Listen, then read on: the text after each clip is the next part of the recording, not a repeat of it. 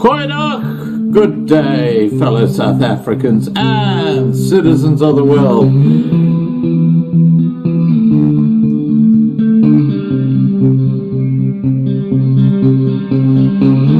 I've been looking around for salvation. I've been looking around for the truth. All around me I see frustration, and I looked all over till I found you. I sit and listen to your stories, and you're telling me, please don't worry.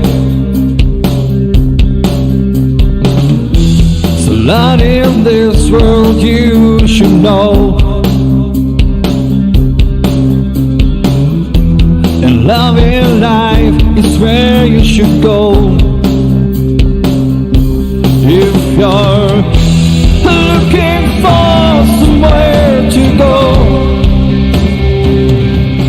if you're looking for someone to know, if you're looking for someone to guide you, then love in life will guide you.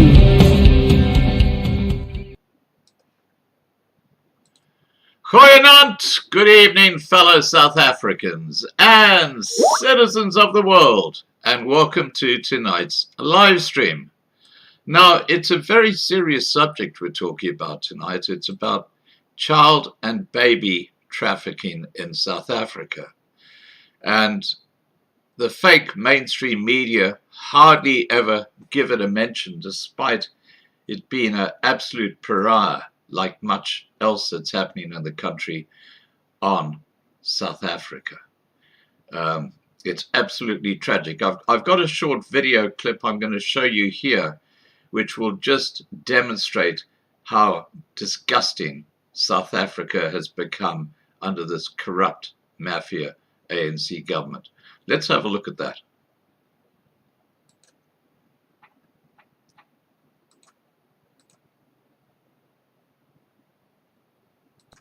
I also want to tell you that we were threatened legally by the government on separate occasions, threatening brimstone and fire against us should we continue to publish the story of the decuplets. We were threatened that we would be summoned, we were threatened that they would sue us, we were threatened with all sorts of things, repeatedly, to prevent us from telling you the story. Our state hospitals are the epicenter of human trafficking and baby trafficking. According to our sources, the baby trafficking industry is worth between 1 to 2 billion rand annually in South Africa. That is the size of the baby trafficking industry. Entire networks exist of babies being trafficked from Gauteng. These children are not just kidnapped and in some cases bred by families as a cash crop. We have people in the United States of America that breed children in order to sell them. And when they are sold, they come without birth certificates, which means it's easier to kill them and have no one ask where they are. We're also importing children by the plane load. Again, children who have no documentation. It's not just child slavery or child sex abuse, it's also child torture, because you have adrenalized blood. You have the whole blood drinking ceremony of the satanic world. It's also the use of children for harvesting body organs. We'll have the Falun Gong testimony tomorrow. One of the reasons that the Falun Gong are so popular is because they're so healthy. Our state hospitals are the epicenter. All right, so there you go. basically you can see how disgusting things in South Africa have become. It really has gone back to pre-1652, just using white man's magic. That's what they're doing, and it's quite awful. All right, I'm going to get my guest on, and my guest is Bianca van Aswegen from Missing Children South Africa, and they're doing remarkable work to try and expose and combat this evil. Let me get Bianca on. Here we go.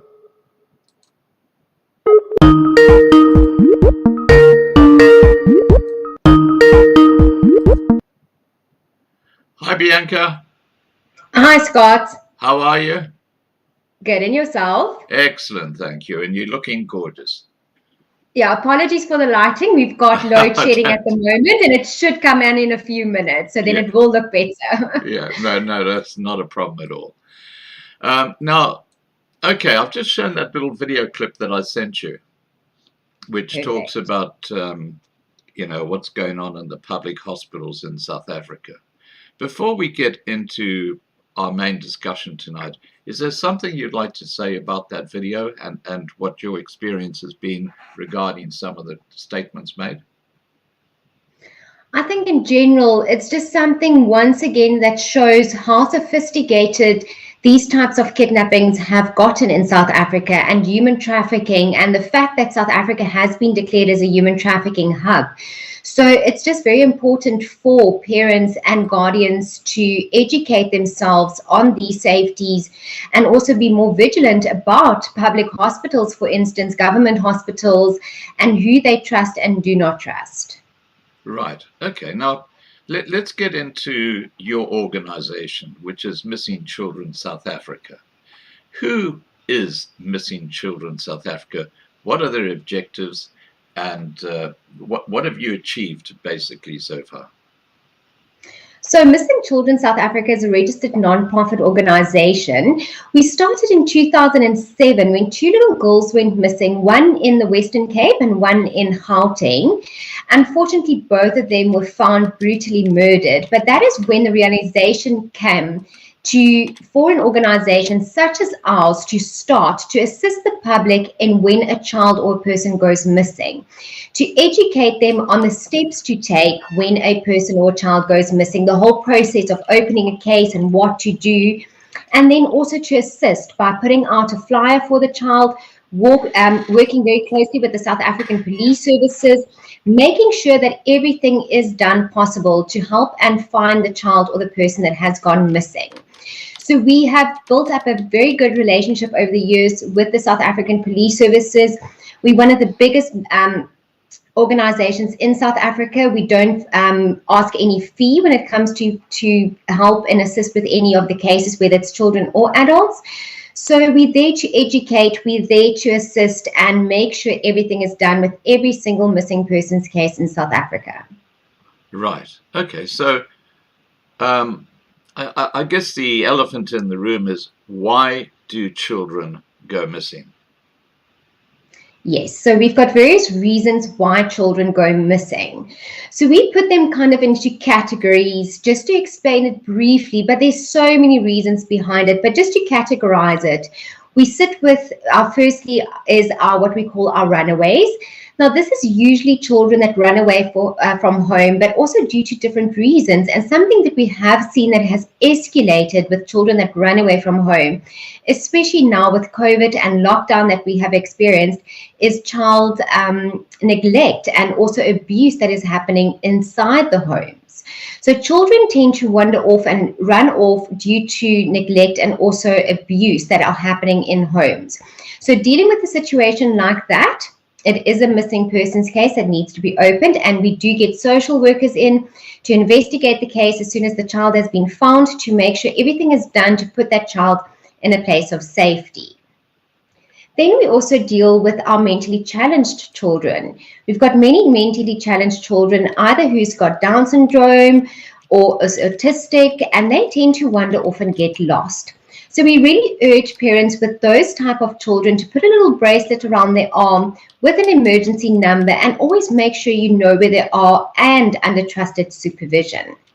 Now we also get to the topic of kidnappings. Now, kidnappings have escalated in South Africa, a tremendous point where it is really of utmost importance that this is addressed as soon as possible. But we're sitting with so many types of kidnappings when it comes to our children.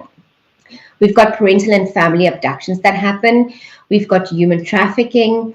We've got opportunistic kidnappings. And then we've also got kidnappings for ransom demands that are currently also quite high in South Africa. So this is things that we deal with, especially when it comes to our children. Unfortunately, we don't, we've got a percentage of children that we do find. We've got a high success rate when it comes to finding our missing children's cases. But unfortunately, there's still children that are missing that we consider as cold cases, and those that have been found deceased. So there's so many reasons behind why a child goes missing. And that's why we as an organization is there to educate our communities, go to our schools, educate our children and our parents and guardians on how to keep a child safe. It takes a village to raise a child, but it takes a village to keep a child safe. Right. Now, you mentioned kidnappings. How can parents make sure that their children aren't kidnapped, for example, in a shopping mall or in a car park and things like that? Well, what sort of measures should they take? Because they've obviously got to be alert 24/7. Yes, now and more now than ever before. So it's very important, especially our shopping malls, down at our beaches, for instance, in front of the schools. Schools started here in South Africa and the last week. So it's very important to educate our children and parents and guardians on the safety measures of our children. So especially, for instance, when we take a child to or with us to a shopping center, especially very young children, we need to dress them in brightly colored clothes so they're easily spotted in a crowd of people. Parents should always know where their child is at all times and never take their eyes off them, especially when going to a shopping center or somewhere where it's very busy and in a public place, because they could disappear within seconds. Children are very inquisitive, so they tend to wander off very quickly to a toy owl or something like that that distracts their attention. So it's very easily then an opportunistic opportunity for someone to kidnap a child. But we have to keep them safe in the sense also when it comes to taking them and fetching them from school. So something that we do teach our children is that if a parent should not be able to pick their children up from school, we've got a safety tip, what we call an exclusive family password. So that is a password that is created between a child and his or her parents, that if the parents have to send someone to go and pick them up from school, that the child has the right to ask that person whether they know this family exclusive password. If they don't, the child knows that the parents did not send that person to come and pick them up. Now, kidnappings really happen everywhere, anywhere and everywhere. I mean, it can happen right in front of your house. So, for instance, children going to their shops by themselves, playing in the park by themselves, outside in the streets, that is something that really needs to stop. And that is where the parents come in and where their responsibility comes in, to always have the children under parental supervision when something like that, if they have to go and play outside or wanting to go to the park or having to go to the shop. So, and that is really where the opportunistic kidnapping comes into play. But unfortunately, we've also seen when it comes to, as I mentioned, parental abductions, parents also need to be very vigilant when it comes to that, have their custody agreements in place, also their paperwork, make sure that, the courts are informed about the custody agreements. And that is also why there's documentation that has been put in place when having to travel with a child that both biological parents have to sign. So it's all these small little things that could really make a big difference in preventing a kidnapping from happening. Right. Now you mentioned social workers a little bit earlier. My understanding from people I've spoken to is that the government social workers are basically, they don't exist and they don't do anything. And if you phone the helplines, you never get anyone answering your call. I see your electricity has just come on. It just has, yes. Light in our life again. You've gotta love load shedding, haven't you? Definitely. Okay. Now, anyway, getting back to social workers, do you depend on private social workers, or do you actually find someone who's a government social worker to help? It actually depends on the case that we deal with. Usually, SAPs will also get, unfortunately, government social workers involved. Some SAP stations actually work with private social workers where it's an organization, a non-profit organization. We've got non-profit organizations that we deal with when it comes to social workers. Unfortunately, our government systems is in a lack of training, is in a lack of a support when it comes to children's cases. And that is something that needs to happen in South Africa, where institutes, organizations, government bodies needs to stand together. There needs to be a bigger collaboration.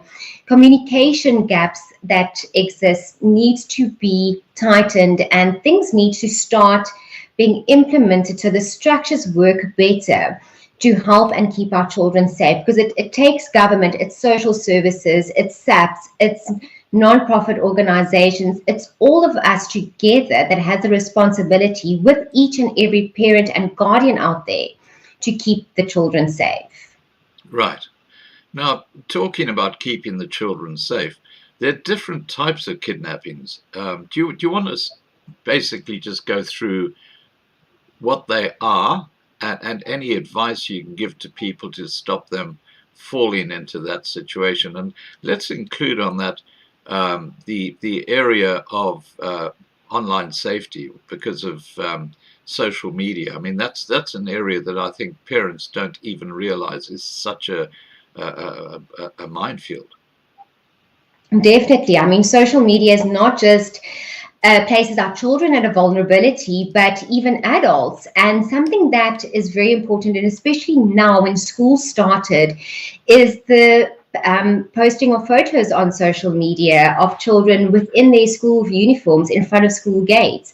That makes it such an easy opportunity for people that are luring on social media to know exactly in which school your child is, with the uniform, the school name in front of them.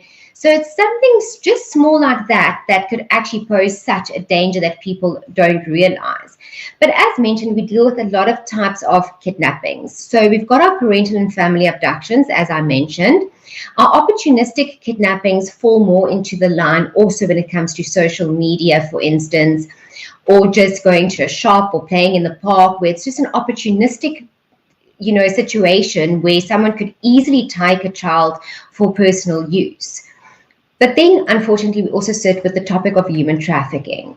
Now, social media is quite big when it comes to human trafficking, as that is one of the major platforms that we have seen where children are actually being groomed over a period of time, even adults falling victim to false job advertisements, as lockdown and COVID had quite a big impact on our country with economical crisis that has happened, people that have lost their jobs, children being at home more and doing online schooling and being on social media more. So they've opened themselves up to a platform where predators are luring. So we have to be very vigilant about that. We ask parents and guardians to please monitor their children's social media use. For a reason, there's an age restriction on social media, and that is there for a very good reason. For children, they don't understand the privacy settings properly. They might be posting something that they think is all right, but it exposes them in a in a big different way, where an adult would have posted that type of picture or something like that. They accept friend requests of people that they don't know. So that is where we come in, where parents need to monitor their social media use. Even parents posting photos and tagging locations need to have their settings set properly, that only their friends who are on social media can see their post and see their photos and see their locations that they tag in. It's something that all of us just do. It's human nature wanting to brag about our children and post photos, but it does open quite a big world of online safety for our children and even to ourselves. Right. Now, talking about the children, you've mentioned that they should be wearing bright clothes if you go to a shopping center so they can be identified very quickly. What about things like telling children if a situation like this arises that they should just start screaming at the tops of their heads, because that's going to draw a lot of attention if they're in a public place. And also, are there not little devices now that could be even sewn into clothing or be put into a pocket that basically give you the GPS location of something like a child? Because I think they've got that in vehicles, haven't they? Yes, they definitely do. And that is something that we do teach our children, is to draw attention when they feel threatened in a public area. So we also implement that within our school talks and our educational programs, where they need to know that if they do feel uncomfortable and they feel that someone is following them in a shopping center, that they need to go into a shop, especially where there's CCTV cameras and also people that are in uniform with name tags that work there, Right. and go seek assistance. If someone grabs them, to scream and shout and kick and draw as much attention as possible so that they can get the assistance that they need. As you mentioned, yes, there are tracking devices. There's these smart watches that you get for the children with the GPS settings. You've got Track My Phone, some different app that you can put on a child's phone. But all these do assist, but unfortunately it also puts, there's a slight security measure in these things where it could be bypassed. So we need to also teach our children how to use those devices properly, like the watches. Always have the app on when they go somewhere alone, but it preferably to never have your child be alone in a situation like that, playing in the street, playing in the park, being alone in a shopping center. We don't want to put our children in that situation and having to actually deal with something like that. So we have to take preventative measures in safeguarding them before something should happen. Yeah, but I was just thinking that an app on a mobile phone and a watch is pretty obvious. I mean, the first thing they're going to do if they've kidnapped a kid is they're going to dispose of those items in a bin. Is there not like almost like a little lithium type battery type, something small that could be, you wouldn't see it in a pocket, for example, but it's not so obvious as a watch or a mobile phone? Are there any devices like that? Not that I'm actually aware of, but I'm sure there is something like that in the market, because as you said, people have come to the realization that smartwatches, phones, they do get disposed of when a child is taken. So it's very easily, that's where the security breach comes in with these types of apps and watches, is that can be disposed of. So now, for instance, we sit with a missing child's case, we get the GPS locations and we find the watch in a dustbin, for instance, or thrown next to the road. So it's something that's really easily taken off a child, or a phone that has been lost or stolen, and then they can actually track back to the family or the child where they stay, for instance. So it's very, now, like I said, unfortunately, it's not something that I know of that is available at the moment, but I'm sure there's definitely something like that in the near future, or maybe on the market currently that we're just not aware of at the moment. Now, if something like that became available at a reasonable price, is it something that you would recommend parents use? Definitely, because it's easier to hide it in a child's shoes, for instance, or in their clothes. And also, it's not something that someone that actually kidnaps a child will immediately see and expose of, like a watch or a cell phone, for instance. So I think that is something that really could assist, as soon, but we need to have that also in a very safety and security measures, where it should maybe be something that is planted within the child's shoe that makes it even more difficult to find for someone that kidnaps a child for opportunistic measures, or even human trafficking, where they're very sophisticated when it comes to tracking devices, finding them and disposing of them. Right. Well, I'll tell you what happened back in the 1980s. This is the early 1980s. I worked in escort at Barclays Bank, and a lot of the cattle farmers would come in and say, "Oh, we've just had some more cattle stolen," et cetera, et cetera. And I said to this farmer, I said, "Look, why don't you put up a cow that's very old and you're just about to get rid of it anyway? why don't you put that in a place where it can be easily stolen? And this was mainly in the Loskop area, which is like between Escort and the Drakensberg. And I said, put it in an area where commonly things get stolen. So before you do that, put a tracking device in the car. And these tracking devices had just come out then. So this guy did that, and the car got stolen. And of course, they were able to track exactly where the car was. And they waited a couple of days, and they'd obviously located where it had been placed. And the police went to that spot, to that kraal, and they'd actually tried to cover it up, and they actually dug it up out of the ground, and the response by the locals was extraordinary because they freaked out. I can imagine. Yeah, because they couldn't understand how the police had worked out how to come to that particular spot, dig up this cow that they'd stolen. And the cattle theft just about disappeared from that area after that, because the word got around that, hey, there's some magic going on here we don't understand. But with children, I see Marlena's watching the live stream.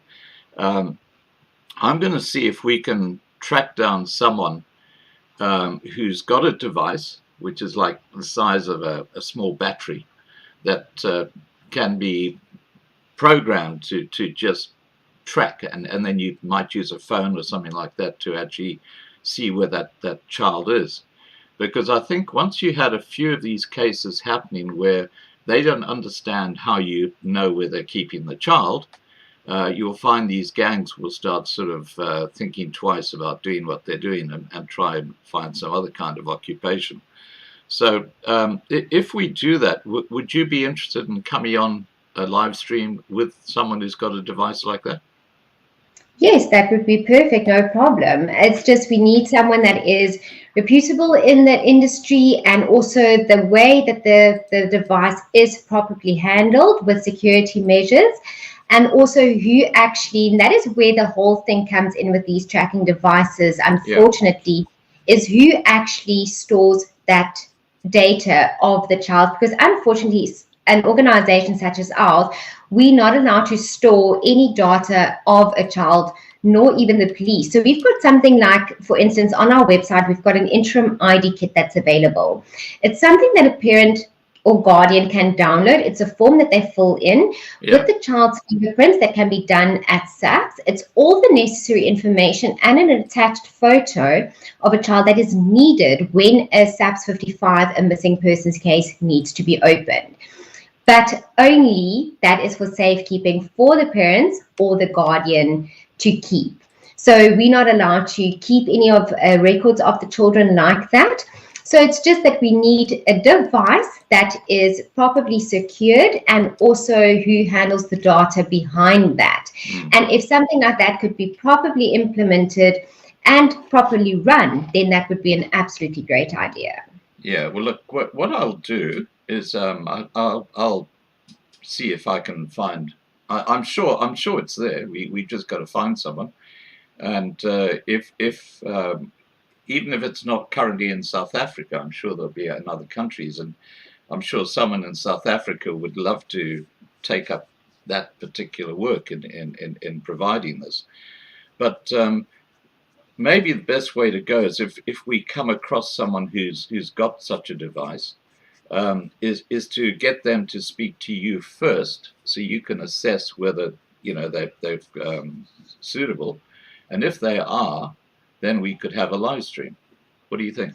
Definitely. No, I totally agree. That would be wonderful. It's like I just said, safety is always priority with our organization. So we have to always make sure that everything is legit, even when it comes to these tracking devices, who stores the data, as child safety is priority. And unfortunately, when it also comes to these kidnapping syndicates and human trafficking, those people are so sophisticated with what they do that they also get into these types of markets where these tracking devices are sold and they also kind of have a finger in the whole thing. So we have to make sure that everything is legit and the people know what they're doing. But like I said, child safety comes first, and if something like that does exist, we get it overseas and we get it here, and we can implement those even better safety measures for our children, that would be great. Yeah. Well, it's interesting because we're talking, I believe, to Mike Bolhase. I think we got him on a live stream in the next couple of weeks. So I might get Marlena to speak to Mike about this. Marlena, I know you're listening. Perhaps you can have a word with Mike Bolhase about these tiny little tracking devices which could be hidden on children, so that they can be tracked if something happens. All right, now let's just move on. Okay, let's talk about the school environment, because I believe a lot of children get actually kidnapped at the school gate, which you mentioned, and I think also basically the grooming and all those sort of things, a lot of that happens in the school. Can you tell us, when it comes to school safety regarding kidnappings, especially with schools that have basically, they've started, kids are in the classroom, maybe there's a kid coming late, etc. Do you want to just take us through any steps that parents should be aware of there? Well, there's a lot of things that can happen within the school grounds, and also when dropping a child off or having to fetch them from school. Children walking to school in the mornings and having to walk home in the afternoons, it poses a danger to our children. And I mean, our children are the most vulnerable in our society. So everywhere they are vulnerable, and everybody that is looking after them, whether it's at home or at the school, it's their responsibility to keep them safe. So that is where we come in with the family exclusive password, as I mentioned earlier, when you as a parent or guardian have to send someone to pick your child up from school. A lot of schools have actually implemented now that they actually ask for a copy of an ID and a letter stating from the parents who are allowed to pick the children up from school. And the schools are implementing that to make sure that someone that they have on the list is picking the child up from school. We've got many opportunists, where it comes to a child being lured from the school grounds or after school by someone saying that their parents have sent them to pick them up, or luring them by offering them some sweets or something like that. So that is something that the schools are also starting to implement. During school breaks, we also ask schools to keep the gates locked and not have children actually leave the school grounds. So the security within the schools is also the responsibility to jack up their security, make sure that children stay within the school grounds, and then also during school hours to make sure children, when it comes to, once again, cell phones, for instance, what are they doing on social media? What are they posting on social media during school hours? Are they exposing themselves? Are they, to dangers on social media where they're posting photos, for instance? So we need to know, all these small little things within the school's safety system, what the schools are implementing on how to keep our children safe. We also ask schools to actually keep their children within their school grounds until the parent comes to fetch them after school, and not let them stand outside, just as an extra security measure and safety measure. And then also children that, unfortunately, there's many children, especially in our rural areas, that have to walk to school and back home in the afternoons. So we ask parents to find out who in the area, who other children are also having to walk back and to school, and have the children walk in a group of friends and never let them walk alone. Know exactly what route your child takes from school back home, and from home in the mornings to school, that should something happen, that you know immediately where to start looking, the route that he or she should have taken to school or going home in the afternoons. So it's small little things like that that can make such a big difference. Right. And I see that Henry's written in the side chat here. I was a 5-year-old and went to visit a friend. My mum put my name and address on a piece of paper in my pocket. If I got lost, I was to show it to an adult next to the road. That was the good old days. Yes, unfortunately, that was. And Yeah, it's still very important to teach our children, their parents' name and a telephone number that they, know out of their head. right. But unfortunately, putting a little paper these days in a school bag, once again, things have changed so much since we were children and we were able to play outside Hmm. and it was safe. And having to have just that small little safety measure of your mom's name and telephone number in your school bag and having to show it to someone, because we're trying to teach our children who they can actually trust. When now you're showing a piece of paper to a total stranger, and we're trying to teach our children to avoid strangers because strangers could actually pose a danger to them. Although stranger danger was our biggest fear back then, especially with children, it's still a threat to our children today. But we need to be very careful of what we call is unknown people, people that we actually trust our children with. So it's family members, family friends, people within the community that could also pose a big danger to our children. Right. Now, look, I just can't think what could be more devastating to a parent than having a child kidnapped. Um, how many kidnappings are there in South Africa a day? Just on as an estimate. Unfortunately, statistics is not really available in South Africa regarding children that go missing or even popular stats on kidnappings. Kidnappings in 2022 have escalated, but now we're talking about children and adult cases. What stats did put out is approximately 1,100 kidnapping cases that we know of that are reported monthly in South Africa. Wow. Now, this is also only an estimated amount of reported cases that we know of, and those are not even the cases that do not get reported. Now, if we really have to know what the true figures is, I think it's going to be so shocking, as there's so many cases that go unreported.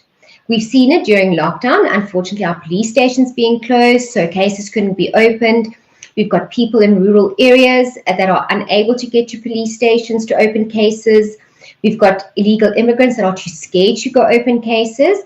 And something that's a massive problem, especially with human trafficking and kidnapping, is the families get threatened. So they're too scared to go and open cases with the police because obviously they get told to not involve the police when there's a ransom demand made. So all those cases go unreported, and those aren't even part of the stats that we actually know. Wow. So, what is the process of what to do? A parent has to do when a child goes missing. The first and the utmost important is to not wait. People are still under the impression that they have to wait 24 hours before a case gets reported. That does not exist. It needs to be reported to your nearest police station immediately so action can be taken. Also, then reported immediately to our organization. We'll send through all the information that we need. We get the flyer out there. We're in contact with SAPS, and a team is readily available immediately to start assisting. The later the case is actually open, when that 24 hours to 48 hours starts lapsing, we start getting worried about the child could be anywhere by then. Where if a case is reported immediately, the search can start in the immediate vicinity of where the child was last seen. And it's much easier and quicker to find a child when it is reported immediately. A lot of people actually tend to wait before reporting it, thinking that, especially when it comes to our teenagers, that they've just wandered off to a friend and they might be back home late in the afternoon or early evening or the next morning. And then unfortunately time has lapsed and something worse has happened. And that is the worst thing, as you said.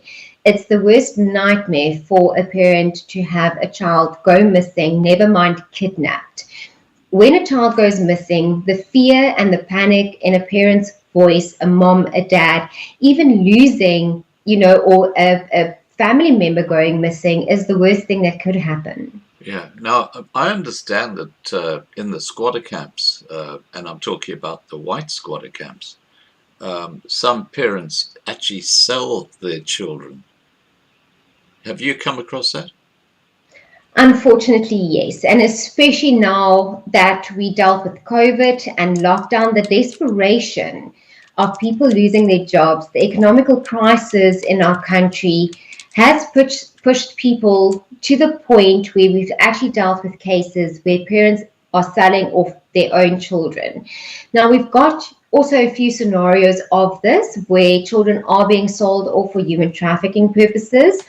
Then we've also got the traditional medicine side, the Muti murders that we call them, where parents are actually selling off their children to these traditional healers, believing or being brainwashed sometimes in the belief that when they go to these traditional healers, that if they want to make money, they have to actually sacrifice a child for these rituals. So many times, unfortunately, these children fall victim to stuff like that. And as I said, people have become so desperate that selling off their own children is their only way out. And there's definitely other ways by facing, what you're dealing with in life than having to sell off your own child. Yeah. Now, just on this subject, there is a conspiracy theory out there, and I believe it's actually happening, that you've heard of adrenochrome? Yes. Is that actually happening? Just give me an example, please. Okay, well, adrenochrome is where a kidnapped child is basically tortured so that the adrenaline floods the blood. And Yes. while it's being flooded, they actually draw the blood because it's rich with this adrenaline. And then they can either, I think, inject it, or they can make it in powder form or whatever. And then it's sold, and apparently it's sold largely to very wealthy elderly people in America. Very, very expensive. But apparently it keeps you young. It's sort of, it's like the nexus of the spring of youth. Yes, well, luckily we have not had a case like that reported that we know of, but I've definitely heard of cases like that, or also, as you said, the belief that this is happening. But this is very much when it comes to what we call our Muti medicine, our traditional medicine related cases, but this is something also that have become part of a belief system, a ritual, a religion that has caused, where children have also been sold off to in these beliefs and traditions that people believe in. And I think it's just something that is overlooked in our country. And because it's a belief and a tradition and a religion, that it is shrugged and not spoken about, and people aren't taking or realizing that these situations are happening, and there's children that go missing for no reason and falling victim to these types of things. So I do believe that those cases are definitely happening. It's just not reported as much, or the topic is quite new that people are not aware of it as such as yet. Wow. Okay.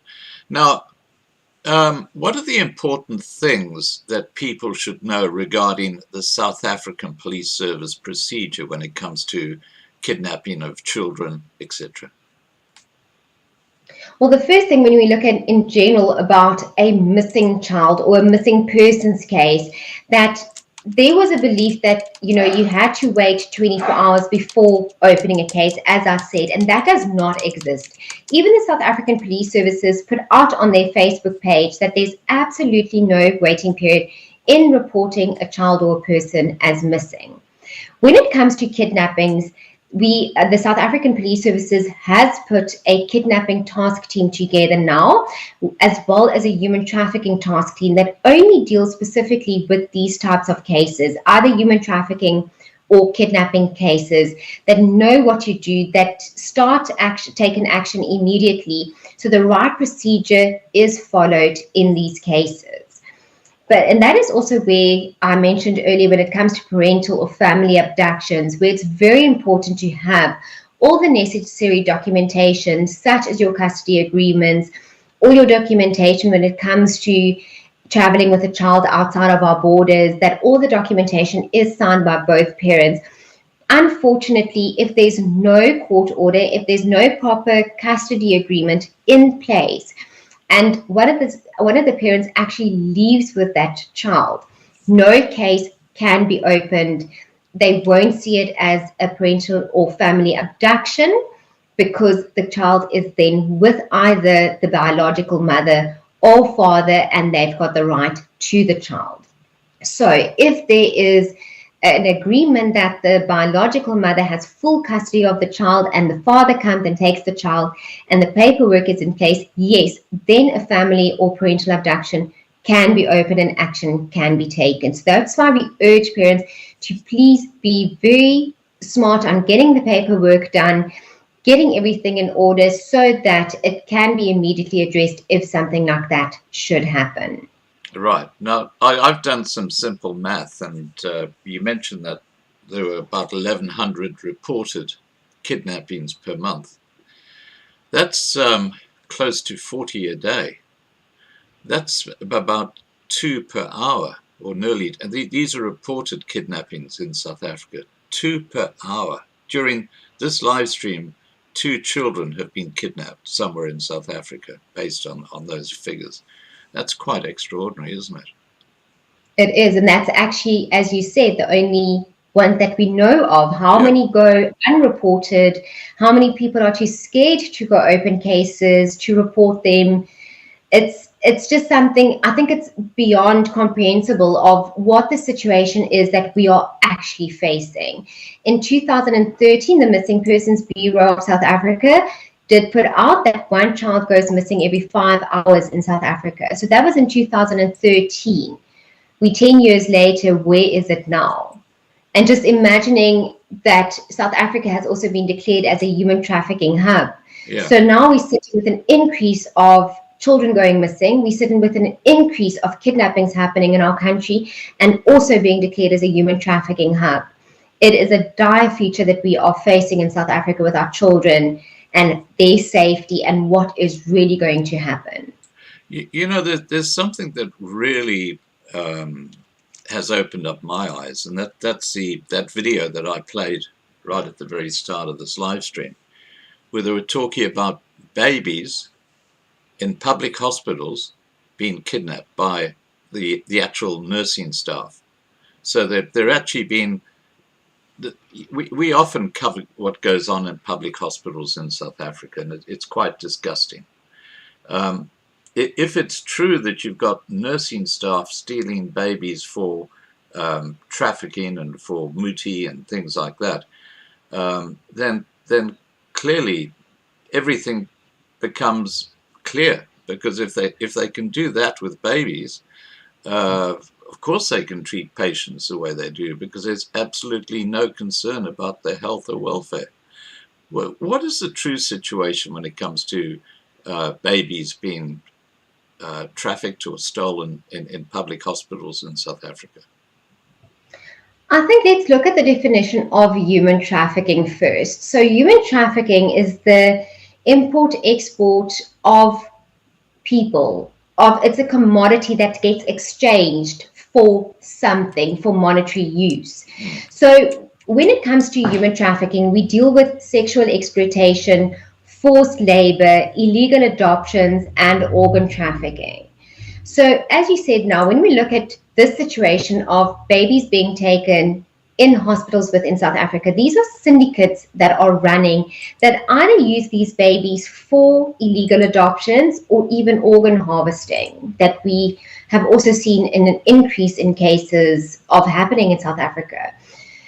So unfortunately, yes, the system is failing our people. And I think once again, it just shows the desperation of what has South Africa come to, how desperate people have become for money to either sell off their own babies maybe to these hospitals. We don't know what is the encouragement behind it. Are they lured and the babies are taken and stolen and trafficked? Are the parents involved? Are they signing consent forms to having the babies but they don't want them and selling them off? So the desperation behind that, I think, is just horrific to actually think about either one of the two scenarios, whether the parents are aware of what's happening and signing off on these children, or whether they are actually stolen by these syndicates, and how deep these syndicates actually involve, where all these people that are so-called trusted, doctors, nurses, social workers, that are there actually, that, you know, people are supposed to trust and supposed to have an oath to humanity, is not doing the work that they should be. Well, what they're doing is criminal. It's just, it's the worst sort of crime you can imagine. Now, okay, we know South Africa's got a problem when it comes to child and baby trafficking and all this sort of stuff. What do the authorities need to do to fix this? I mean, do you have any advice for them? There's always more that can be implemented. I think firstly, if we look at our systems, training and education on human trafficking itself needs to be implemented more into our government systems, into our non-profit organizations, into our health systems, you know, social workers. Everybody needs to be educated more. Training should be provided on how to spot a human trafficking victim, who is potential human trafficking victim that is most vulnerable, which areas are most vulnerable to human trafficking, which children could be exposed by their own parents, where social workers come into play once again. Could there be schools that could be implemented in this? You know, there's such a wide variety of situations and scenarios we can play off when it comes to human trafficking. But I think this crime has not been investigated enough. It's not been studied enough. And it's become so sophisticated that we cannot keep up with how they are operating, that there should be ongoing training within our police systems, within our special task force, within non-profit organizations that deal directly with these cases, that the studies be done and programs be implemented so that more can be done. And how can I put this? That we sophisticate ourselves more than are fighting against this, that we can actually combat the problem fighting these sophisticated syndicates that are operating within the human trafficking. Right. Now, Bianca, how can people support your organization? I'm talking about Missing Children South Africa. I can tell you that we've got a link below this video to your website, so people can click on that. Do you want to take us through the ways that people can help and support you? That is much appreciated. Thank you. Yes, as I said, that Missing Children South Africa is a non-profit organization, so we purely work on donations and sponsors towards our organization, as our services are rendered for free to anyone that has a missing family member, missing child, a missing persons case that we can assist with. So we do need the help of the public to support us, to make that donation, to help us and find a missing person or missing child. It helps us by covering, our expenses when it comes to each missing person's case that we assist with. I'm a qualified criminologist that actually works specifically on these cases, and proper implementation and processes are followed when it comes to dealing with children's cases and missing adults cases. But by supporting us, you're not just helping us by finding a child, you're helping us to stand against human trafficking, to stand against kidnappings, and also the education side of our organization, to educate our children on safety and also our parents and guardians. So clicking on our website, you'll see there pops up a donate button. Please click on our donate button. We've got different means of donating to our organization by SnapScan, PayFast, doing an EFT. Anyone that does or gives a donation or becomes a monthly sponsor of our organization, we do issue a tax certificate. So you get tax back on your donation that you make to us, and you are helping to make a difference in South Africa with each and every missing person and child's case. Right. Okay. I'm just looking at the side chat now. Sorry, just a comment made there. Now, look, Bianca, thank you so much for joining us tonight. Now, there is one other suggestion I have, and I see that Nat, who looks after our forum, is here. Nat, we probably need to set up a shame file, for South Africa. And I think child kidnapping should feature very extensively in that, because I mean this is just not on, that a government can allow this to be happening and there to be such a mess. Do you have like a report that you put out on a regular basis, Bianca, that we could perhaps put into our forum that alerts people to how bad the situation is in South Africa? Our Facebook and our Twitter, we post each and every case that we do get. So people are more than welcome, or you are more than welcome to share our Facebook page and our Twitter page, and people can follow up on there on each and every case and help us share the flyer, because that's something that definitely helps. Is the more people that shares the flyer and keeps a lookout for the child or the person that has gone missing, the more it helps us at the end of the day. Unfortunately, we don't put out stats because it does confuse the public, as SAPS don't put out any stats. So if we release stats, it confuses people on that of what is reported to the police. So people think that, they're also oblivious to the fact that they think it can never happen to them. Yeah. So it can happen to anyone at any time, at any place. So, but reality is they have to see the flyers, see the face of the missing child or the person, and realize that that could have been their child, their mother, their brother, or their father or family member that has gone missing. So we don't put out stats, but each and every case gets posted on social media. We follow up on all the leads that comes in. If someone has a comment or sends us an inbox message with something that they know. So please share, follow, and get it out there so we can get each and every case the attention that it needs. Well, I've just got a comment in the side chat here back from our forum admin, Nat. She says, you, that's Bianca, looks just like my daughter. Oh, there you go. Look, Nat's going to set up a section in the forum, and Nat, let's have a link in there to the Facebook page.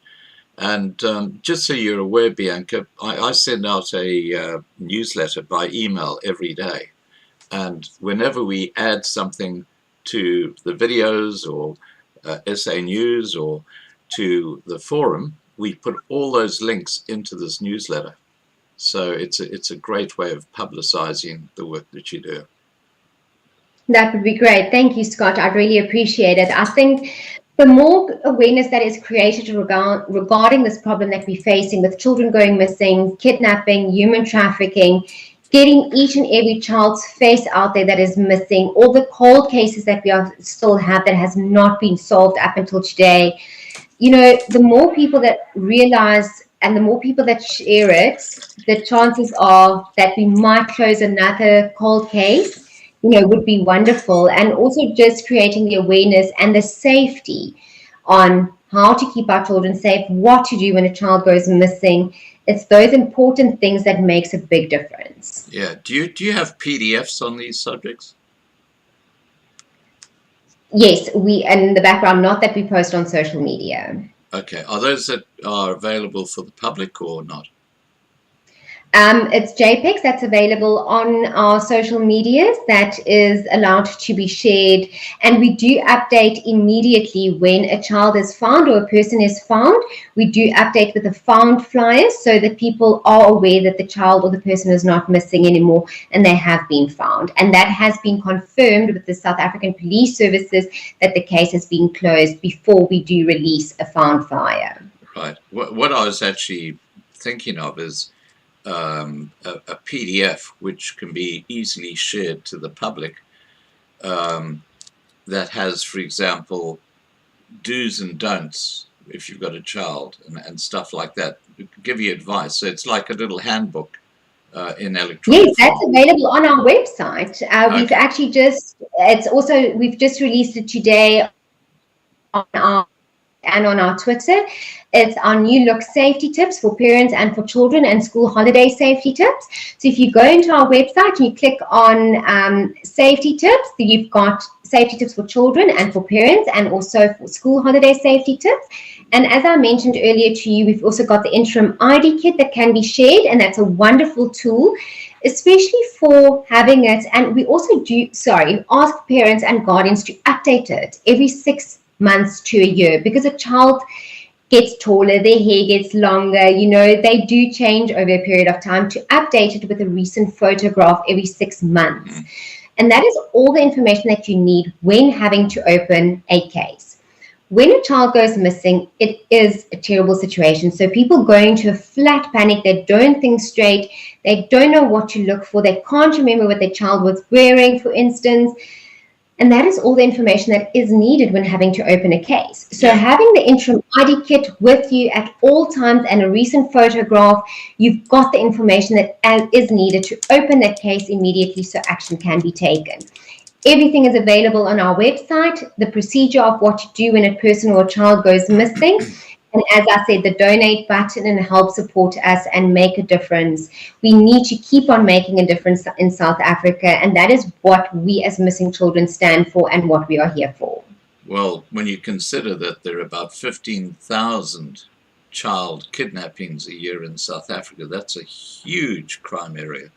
And I, with your permission, what I'd like to do is ask Nat to download that PDF that you've got, you were just telling us about, with tips and so on, and to put that. We've got a fantastic electronic PDF library in the forum, so perhaps we could have a new section opened up for child or kidnappings, human kidnappings, and put that PDF in there.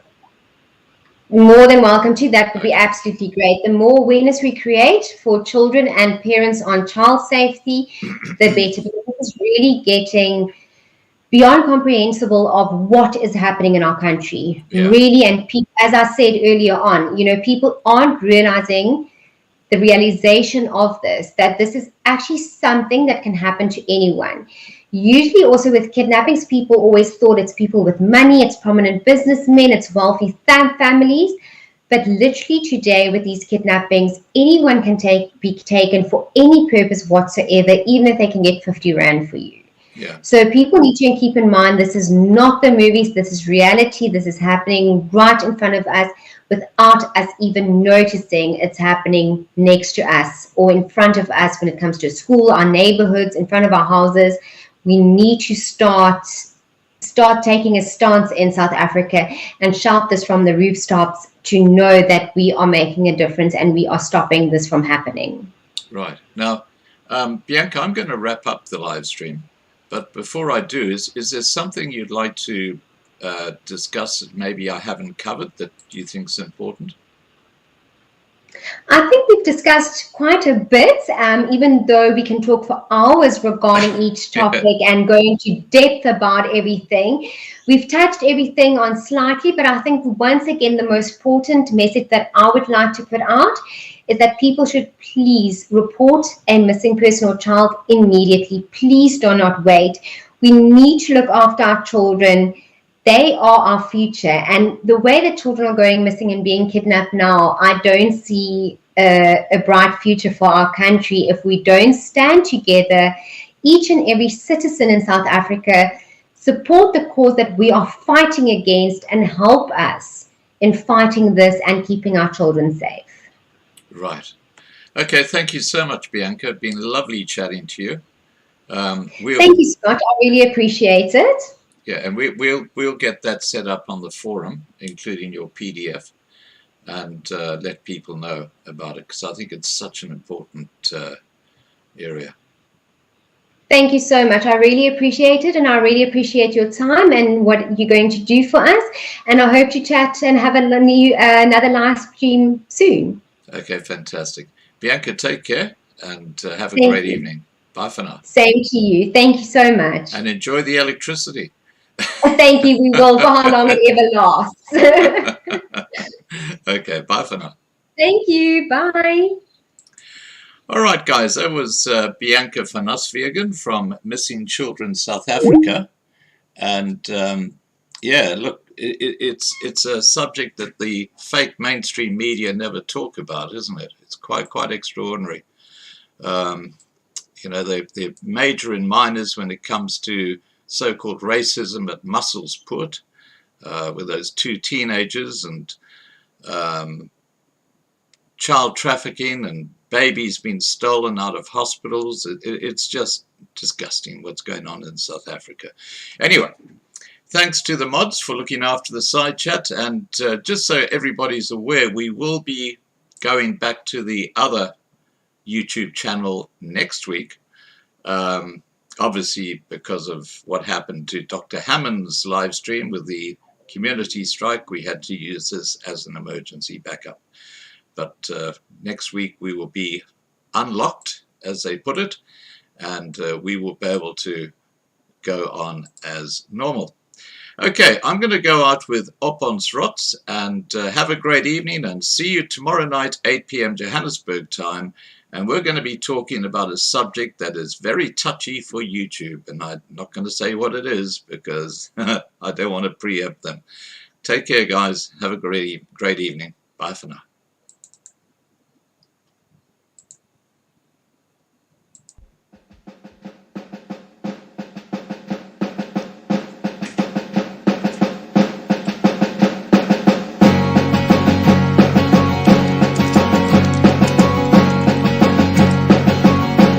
Ons loop hand aan hand op goue warm sand, so baie wat ek wil hê,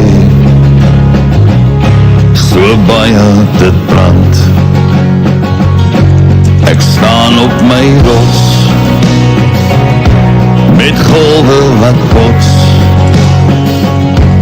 Ons het geen vrees, want hy is in beheer. Ons sien al die planne van goddeloze mannen. Ons weet hulle gaan nie wen nie, dis geskryf soos 'n duif. Ons sal wen, aanhou glo, want hy is in beheer.